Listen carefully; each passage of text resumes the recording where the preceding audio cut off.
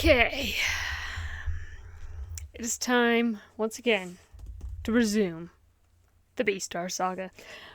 This episode's gonna be about something that I truly do kind of despise, that the choice of writing, and that is setup and payoff. This story towards the end of the it's so funny because I was reading this, right? I was reading this just the other day, catching up on the last couple volumes, and there's something kind of interesting where I was like, oh, hold on one second, my dog is,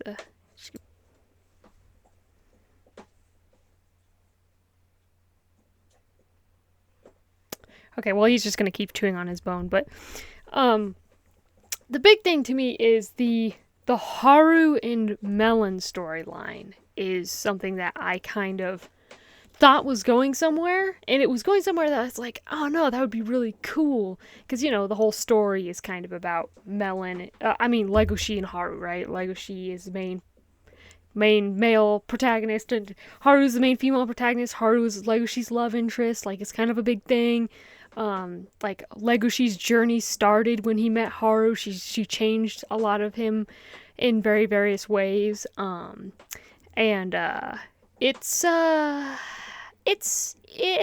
interesting the way they do it. I'm gonna pause again real quick and put my puppy outside, because any other day I don't mind him gnawing on bones, but when I'm recording on the hard laminate floor, it's just I can hear it even through my headphones, like, so I'm sure you guys can hear it. So give me a sec. Okay, I'm back. I put him outside with his bones so we can chew on his bone in peace, and I can record in peace. Win-win. Because I'm sure he doesn't want to hear me fucking blabbing either. But anyways, yes, the Haru Melon storyline. So for those who don't know, in this volume 17, they kind of set up this conflict with Melon and Haru. Like, Melon and Haru meet. Let's see, they go to, what chapter is this? Chapter 146. Is where we get to find out Melon is a teacher in a school, apparently. They don't know he's a mixed species beast because he has the mask on and he looks like a normal gazelle. And this is where he meets Haru. Haru kind of comes up to him, because she's like, I'm not doing well with my lesson because your lesson is about carnivores and herbivores and it's just too complex. And he's just like, okay. But he sees how nonchalant Haru views life, right? She comes to his table when they're eating lunch, and she's just kind of like, I just want to talk to you about, like, how much I just think that herbivores and carnivores aren't complex, it's just we're prey, they're predator, that's just the way it is. And Melon is kind of like, interesting take. It kind of intrigues him. And then, like, Haru has this moment where she falls back in her seat. She leans too far back and her seat falls over. And she has he's like, seeing that she has no regard for her safety whatsoever. She's constantly talking back to carnivores. She's taking up a lot of space with how much she's just like, I'm just a little herbivore, but even still, that doesn't give you the right to talk over me, or all these things, right? Where she's like, she just does not, in Melon's whole thing is like, this girl is, like, being very highly, like, out there, and the fact that she's doing that is, like, kind of interesting, because most herbivores, especially a tiny rabbit, wouldn't be talking back to carnivores. She wouldn't be so careless with her life, in this way, and she wouldn't have, like, and most herbivores don't have the view that carnivores eat herbivores, that's the way it is. Like, most herbivores are like, no, that's not how it is. So this whole thing kind of culminates, this whole lunch part chapter culminates with Melon being very much like, I've never met an herbivore before. And the end of this chapter ends with Melon and Haru, like, being alone together in this hallway. Haru's just like, oh, it's raining outside, and Melon follows her to this back kind of room where he's just like, I've never wanted to eat a herbivore before. So this last couple chapters is like Melon in his head, she's like, Haru says, "Look, it's raining hard." And in Melon's head, he's saying, "I've wanted to kill herbivores many times, but I've never wanted to eat one. Today could be your last day on Earth. Someone might devour you, but you don't value your life anyway. I wonder what your neck would taste like." And there's this part where it's kind of like a black text part, right? Where it's like, he's reliving, the thoughts on herbivores and carnivores. "Attraction to meat is like romantic attraction. It's true. Funnily enough, if you're the first herbivore that I don't want to kill, I want to devour." So that's crazy, because this whole time that we've known Melon, he's had this whole thing, this whole story arc from the first time we met him in chapter 14 or 15 officially, where, Yahya introduces him. He's like, "This is mixed species beast that's killing herbivores." He's, doing all this stuff. And, like, the next time we kind of see Melon before he goes to the tattoo shop is a part of him eating. And he's just like, "Nothing tastes good to me. Everything tastes like sand." He's never wanted to kill herbivores. He's never wanted to devour herbivores. He just wants to kill them. So this is huge. Like, this is a big revelation for our main villain here, or antagonist. Because it's just a crazy...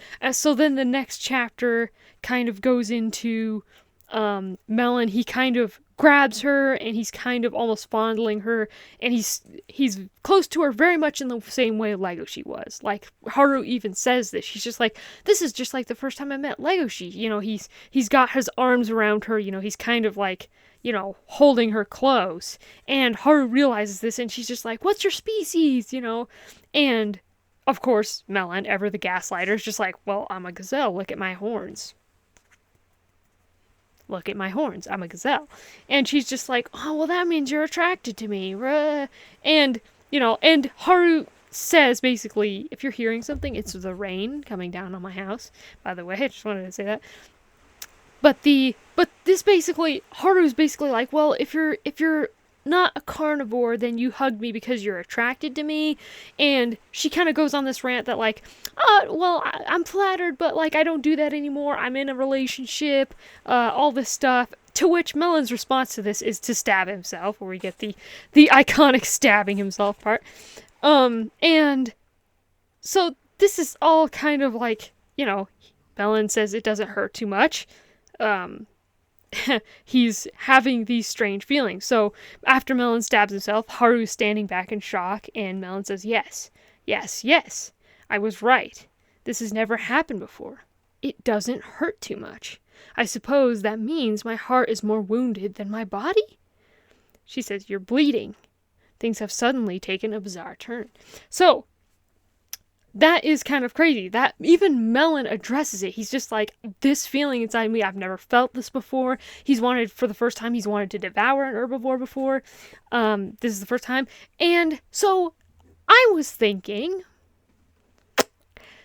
this would be an interesting place to take it, because now we have the main protagonist and the main antagonist having like a meeting point, right? Legoshi and Melon having an anchor point, right? Which is Haru, that connects them as characters. That story point doesn't surpass this volume. So the only other part we get of Melon ever mentioning Haru again is in this part at the very end. And I know that in I think volume 20, there's a part where Haru mentions the deal where Melon was going to eat her, right? And I'll get to that in a minute too. But the last part is in this where we actually get a reminiscent of Melon, what he thinks. Because, again, the part where Haru mentions that Melon wanted to eat her, that was kind of a flashback, to something, an interaction that we've never seen before. A very quick interaction that we've never seen before. So the last part is this thing, and I thought this was like the most awesome fucking setup to a end game kind of thing, right? Is this whole part right here. This whole part is, this whole two-page kind of part here is awesome. So I'll read you the two parts here, because it's kind of in two parts. It's like Melon's perspective and then Legoshi's perspective on Haru. So Melon is saying right here, this is after Legoshi kind of caught him, and Melon was kind of just going to let Legoshi take him in, but then Melon says in his head, "No, wait, I can't get locked up before I devour that female. Otherwise, I'll never learn what delicious means. Don't I deserve at least one bite of that rabbit?" And Legoshi, in this moment, is thinking, "After I turn Melon over to the police, Yahya will authorize my marriage to Haru, despite my criminal record. Then I can be with her forever." And again, this culminates in this whole page right here. And the thing that I love about this page is the symbolism, too. You have Melon standing right here, and you have Legoshi over here, and the silhouette that they both make is Haru. You can see her little nose here and her ears up here. Like, both of them making the silhouette of Haru in this scene, like, it's so fucking cool. Because it's like, yeah, they're both thinking of her at the moment. Both the two characters are, like, it's coming down the drain, is basically what I was kind of thinking this was going to be. It's coming down the drain of what the series is going to end with, how it's going to end. And the thing that I love about this too is that, again, this actually like lines up so great with the black market concept, right? The whole moral dilemma of Beastars, in a way, where, carnivores devour herbivores. Like, the fact that Melon wants to eat Haru because he's either, he's in love with her, or maybe he actually wants to devour her, or maybe he does love her, or something. We don't know yet, because again, the whole something in Beastars that is very makes it very hard to know the actual true feelings of carnivores is that, like I just stated in that previous chapter there, attraction to me is like romantic attraction. So the whole series, I was kind of wondering if, like, maybe Legoshi doesn't actually even love Haru. There's always going to be that in the back of my head until the end of the series, and very much the writer was not pushing for that narrative, right? That Legoshi did love Haru the whole time. I'm just gonna hold on one second. I'm just gonna kind of push this to the side so, you kind of got red on this side, red on that side. Anyway, but like I've always, the first couple volumes, I'd say volumes 1 through 6 maybe, when Legoshi rescues Haru from the Shishigumi, I had the thought that, is Legoshi actually in love with Haru? Is he? Because if attraction to me is like romantic attraction, then there's really no way of telling, like, what way a carnivore's going to go with it. What way, like, are they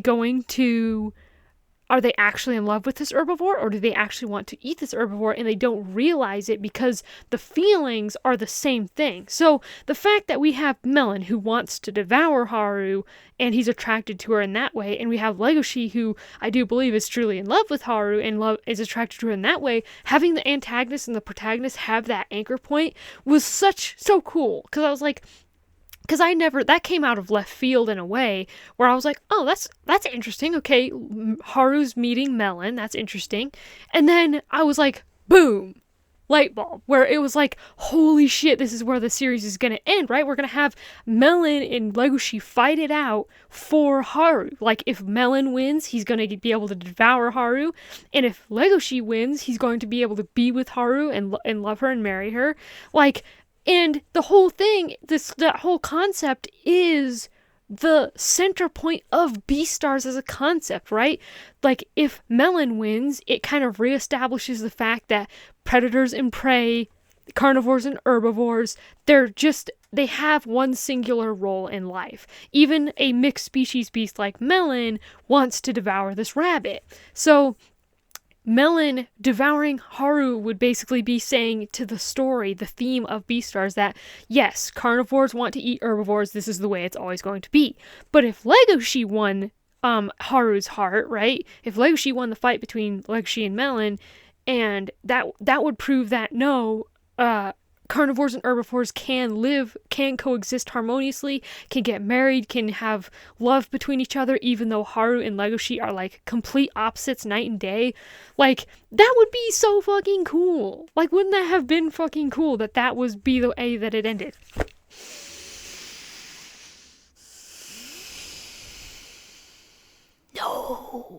No, we don't get that. You know what we get? Nothing. So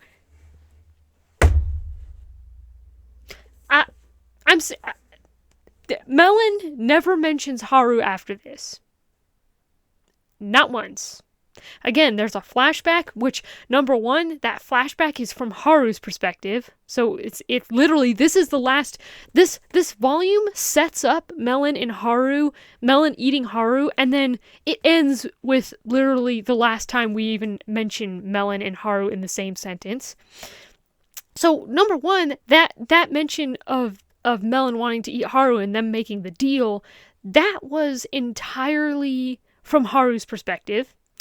And two, it was also a flashback to a conversation that we never saw. Like, it's just crazy to me that this was not something that the writer, like Paru Itagaki, the writer of Beastars, didn't look at and be like, oh, this is a great, like, because it's set up so perfectly. Like I just said, this whole page right here is just awesome. An awesome setup for how it's going to end. We have the main protagonist, the main antagonist, and the love interest all wrapped together in one beautiful, like, drain that is going to spiral down into the last volume where they're going to fight for her. Melon's going to fight to devour her. Legoshi's going to fight to marry her and be with her. Like, that's a perfect, like, ending, right? Like, that seems like it's a perfect ending, and no, like I said, we don't get that. So Melon gets away in that book, and then we never hear about it again. And to me, this was just so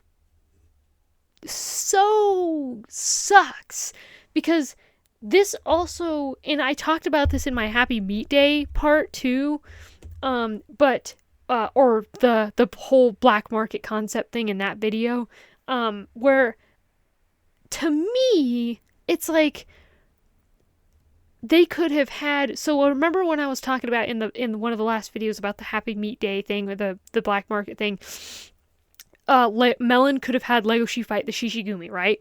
To me, it would have been a great setup if Melon was like, once Melon saw Legoshi fight the Dokugumi, the Kodomoto dragons, and then the Inarugumi, the foxes, and then the Madara Gumi? The leopards, right? Like, Melon could have been watching from afar and seen how well Legoshi was doing, and actually was like, he's really doing this. Like, he's actually fighting these guys. I have to go eat that rabbit, or I'm never ever gonna get a chance, right? You can have Melon actually be frightened by Legoshi's power, because at no point does Melon ever get scared of Legoshi's power, which, you know, that Legoshi has fought so hard, that he fought with Kyu, that he fought with Goen, that, like, he trained under them to fight this battle. He what is it called? Fasted so that he could get in the mood for battle, right? All these things. And never once does Melon ever be like, wow, this guy's taking it seriously, this guy might actually beat me. Which, like, I'm okay with Melon completely being showing no fear, right? That's the part of that makes him so, like, scary, right? But there comes a point where it does start to feel demeaning to the main hero character, right? Like, you can have the whole, let's say it's a movie, you can have the whole movie have the villain never show 1 ounce of fear, right? Like, no fear whatsoever, being like, no, I'm not even afraid, this guy's nothing. But like, once it gets to a certain point, it's honestly one of the only things that like I don't care for in like The Dark Knight, where it's with the Joker, is that the Joker never shows literally any other emotion other than the one we get him. He's a very flat character in that way, which is crazy because it's like, it's the Joker, he's cool, he's, the Joker from The Dark Knight is awesome, but to me, it's like, character-wise, he's a very flat character. He stays one way when you first see him. He's eccentric, he's evil, he's grinning, he's like, making stuff up. Stays that way till the end of the movie, which to me is just like, that's great, but he's a very flat character in that way. What I like to see is when the main hero character, or the protagonist, is taking a fight seriously, to see the main villain actually go, holy shit, like, that's actually, because it works the same way with villains, right? If the hero is never afraid of the villain, it demeans the villain's like authority, right? Where the villain's like trying to be big and bad, but if the hero never shows fear in the things that the villain is doing, why should the audience fear it, right? So to me, like, Melon never having a single point where he's like, oh, Legoshi's taking this seriously, he's actually fighting these, he beat the Dokugumi, this group of Komodo dragons, like, he's beating all these people, and never once does Melon stop to think like, oh, well, maybe he actually is taking this seriously. And again, it gives Melon nothing to fight for. In the black market, Melon doesn't give a shit about the black market, does he? Like, does he ever show... Like, we've never established that Melon has any interest in the black market in terms of, like, what he's going to do with it. He became the gang leader of the Shishigumi, but he never does anything with it. All he does is try and kill Dolph to, make the scent of the torch bigger. But other than that, it's like, he doesn't ever do anything with it. He never says that, oh, I'm going to make the black market I'm going to expand the black market. I'm going to make the black market everywhere. I'm going to make meat so accessible. I'm going to show herbivores who carnivores really are. Never says any of that. In fact, we don't ever get a motive for what Melon wants to do. There's never any motivation, which again, to me, is not good villain character writing. Like, if Melon established that he's just in it for the love of the game, that he just loves to fucking, do things, that's fine. But to the end of the freaking series, volume 22, at the end of the series, we don't get a single thing as to why, like, what even the stakes are. Because, like, the villain having a motivation or a goal does give you stakes. Like, yes, it's, again, using the Joker as an example, it's like, Alfred saying the whole, some men just want to watch the world burn. And it's like, okay, but the fact that the Joker has no real motivation or goal, his goal is to make Gotham, I don't know, hate Harvey Dent, make the world a worse place by people thinking that Harvey Dent is a bad guy, which I feel like in Gotham is just pretty par for the course. I mean, like, there's literally villains everywhere. I don't know. To me, I love Heath Ledger's Joker. Like, don't get me wrong, but to me, I love a good motivation, and I love a good villain arc. Like, villain arcs are just as important to hero arcs, which in that case, The Dark Knight is shit in that terms, because Batman also stays the same. Like, he's also a flat character in that specific movie where he doesn't change or anything. He's still the same. Like, Rachel dies and he's just like, oh, what am I gonna do? And then Alfred's just like, well, you get back on that horse. And then Batman gets back on that horse. Like, there's no... So, anyways, it's just... No motivation for the villain is as tasteless as no motivation for the hero, to me. It's like, in the villain... If you're going to have a villain-hero dynamic, which is clearly what Beastars was going for here, Melon is the main villain, like, you have to have two very much, like, you have to have them very, you have to have, like, complex interactions and motivations and goals and, like, all these things. Legoshi wants to change the world. He wants to make the world a better place. He wants herbivores and carnivores to coexist, especially so that he can be with Haru.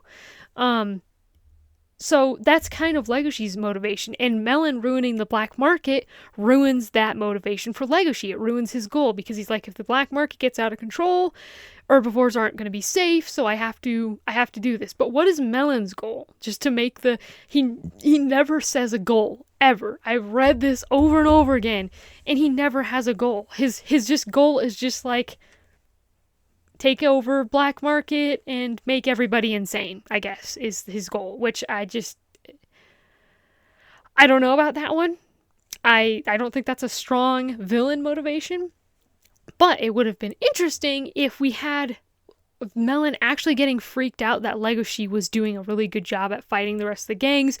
Melon could see that Legoshi actually has been trained well, and that he was determined to defeat Melon. And what Melon could do is be like, okay, Shishigumi, go die for me, right? He tells the Shishigumi to go kill Legoshi.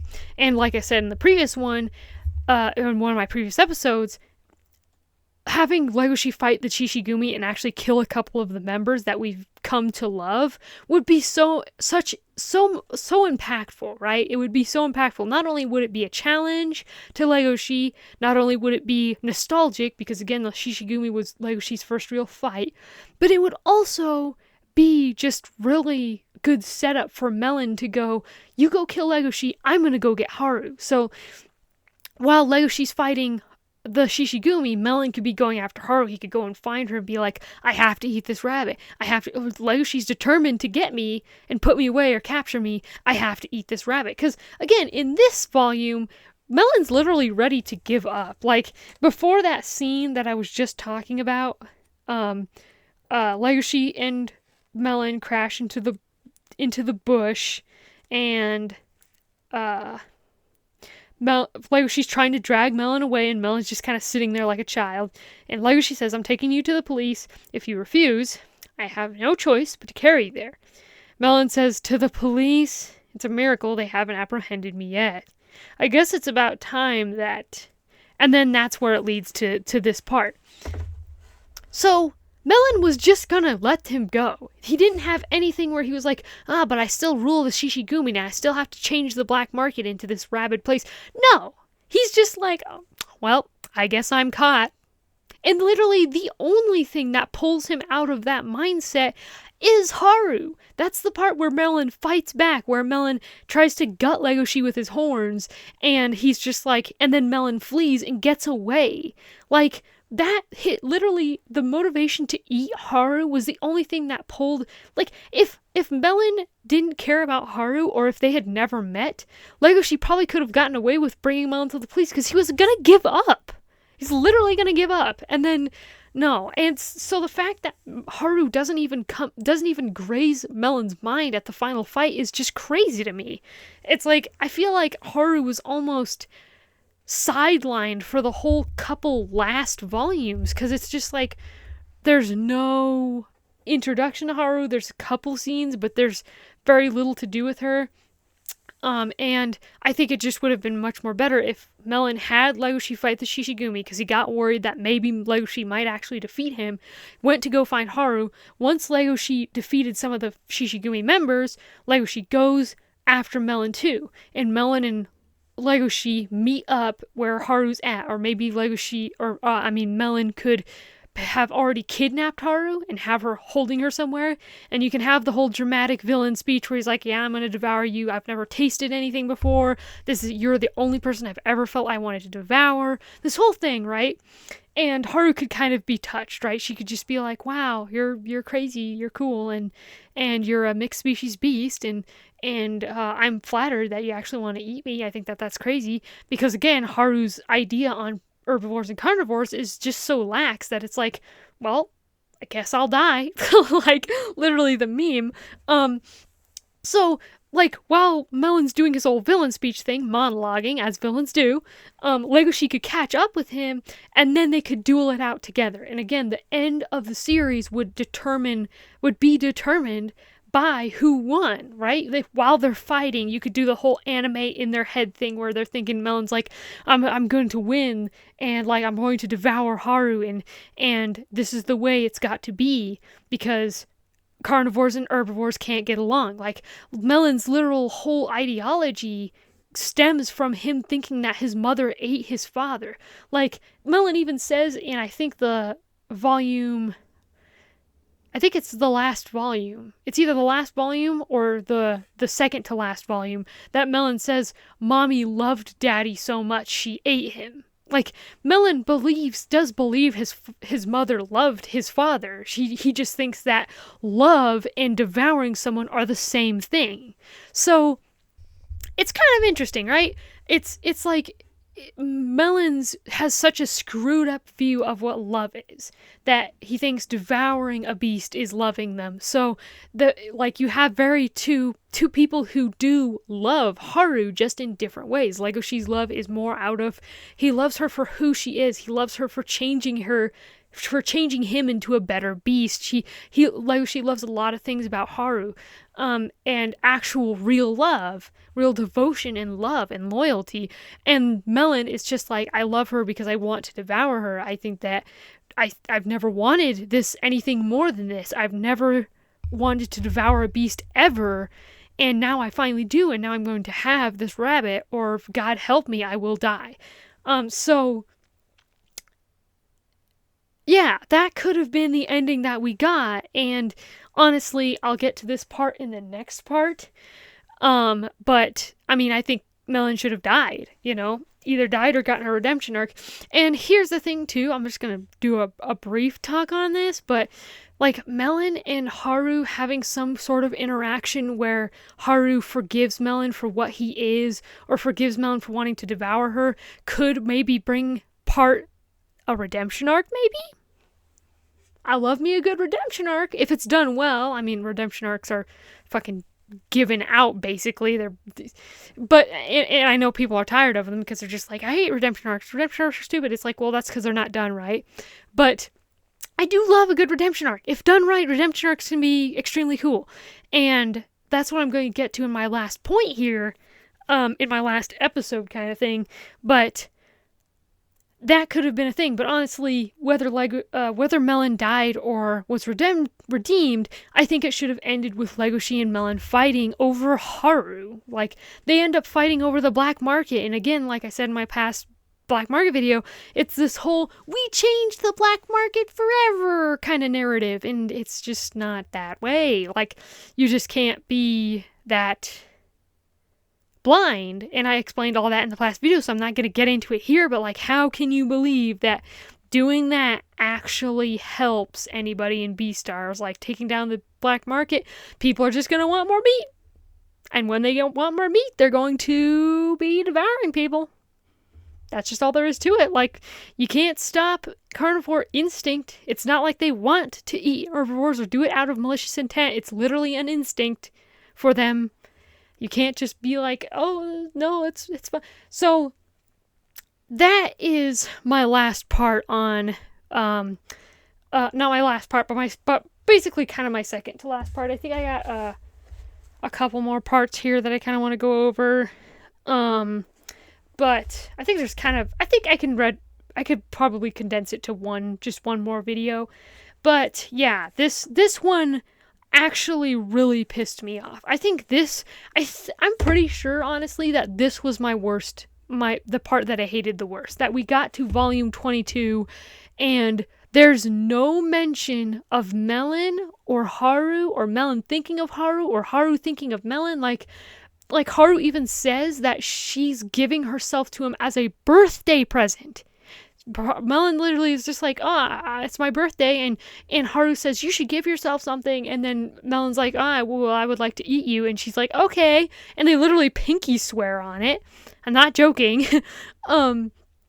So, like, the fact that Haru even gave herself over to him as a birthday present is kind of something you would think about, right? In the last volume of Beastars, like, Haru doesn't even bring it up. In her last grand talk to Legoshi, the last chapter of the series, which I do believe is the Tale of the Wolf and the Rabbit or something like that, it's literally just relationship drama between Haru and Legoshi, because there's always going to be drama. They're two very different people, and But Haru never brings this up. Legoshi does not even know that she promised herself to Melon, which is kind of crazy, right? That Haru pinky promised to let Melon devour her for no reason other than I guess she kind of like was happy to see Melon because he's a mixed species beast, and she was like,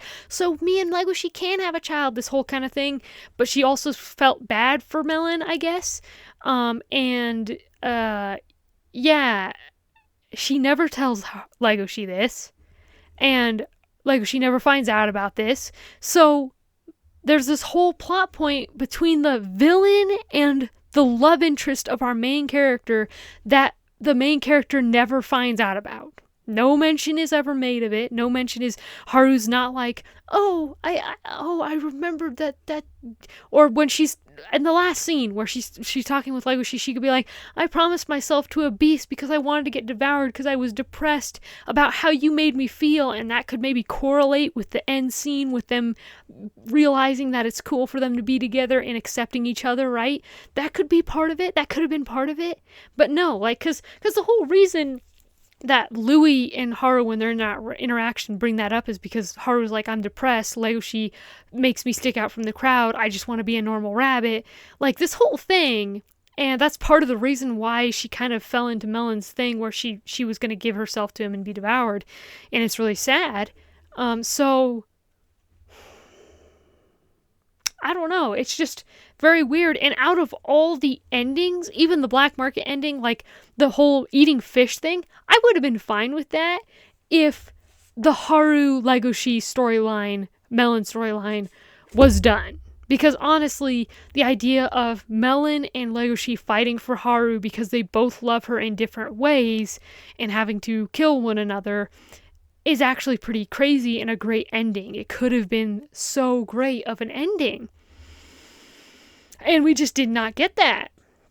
We just didn't get that, and it makes me mad. Like, that was the ending I wish would have happened. And I know it's a headcanon and everything, but considering what we got, like, like, you can headcanon all you want up until you realize that what you were given was actually shit. Like, again, some fan fictions written about shows are actually better than the actual shows because the people take the time to actually make something and put passion into something that is great, you know. And that doesn't mean send the writers hate or send anybody hate or anything. Don't be sending anybody hate anyway. But I'm just saying, like, the fact that there was this whole storyline that could have gone to something amazing and just didn't. In fact, it went nowhere. There was no resolution to it. Even in that conversation with Louis and Haru, it seemed like Haru was just... There was no resolution to that. It never showed if Haru took Louis' words seriously. It just went straight into Legoshi signing up for the turf war. Because before that, we were talking with Louis and Haru was like, I'm depressed, and Louis was like, we should be able to... We're going to change... Me and Legoshi are going to change the world. We're going to be able to make it so that a little rabbit can get depressed without wanting to be devoured.